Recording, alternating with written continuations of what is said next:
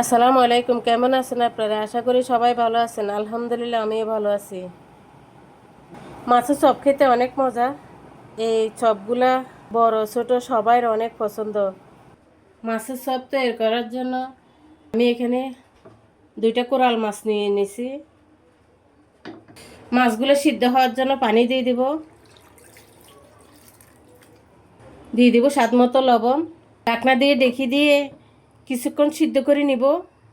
মাছগুলো সিদ্ধ হয়ে গেছে, একটা প্লেটে তুলে নিব। এখন আলুগুলো সিদ্ধ করে নিব।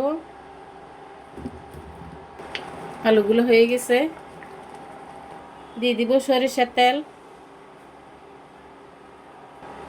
পেঁয়াজগুলো ভেজে নিব।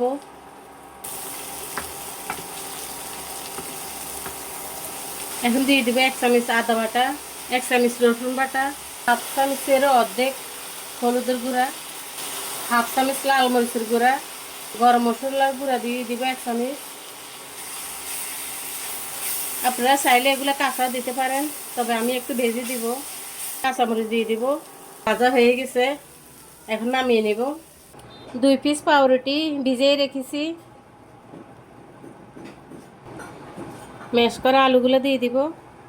মাছগুলো ম্যাশ করে রেখেছি, এগুলো দিয়ে দিব। দিয়ে দিব একটা ডিম, ধনেপাতা কুচি দিয়ে দিব, সরিষার তেল। সবগুলো উপকরণ সুন্দর করে মেখে নিব। এখন দিয়ে দিব টমেটো সস, 1 টুকরা লেবুর রস, সস। সবগুলো উপকরণ ভালো করে মেখিয়ে নেব। মাখানো হয়ে গেছে, এভাবে হাত দিয়ে গোল গোল করে চপের শেপ করে নেব।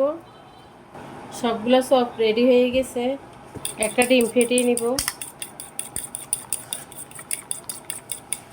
এখন ডিমের মিশ্রণের সাথে ব্রেড গাম দিয়ে কোট করে নেব। সবগুলো চপ কোট করা হয়ে গেছে, এখন এগুলো ভেজে নিব। চুলার আঁচটা লো হিটে আমি সবগুলো চপ ভেজে নিব।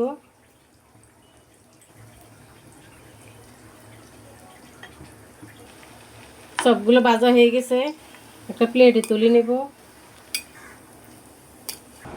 সব ভাজা হয়ে গেছে। এভাবে একদিন চপ বানাই খাইয়ে দেখবেন, অনেক মজা। এগুলো ভাতের সাথে খাওয়া যায়, নাস্তাও খাওয়া যায়। তো কেমন লাগলো ভিডিওটা ভালো লাগলে একটা লাইক কমেন্ট শেয়ার দিয়ে আমার পাশে থাকবেন। সবাই ভালো থাকবেন, সুস্থ থাকবেন। আল্লাহ হাফেজ।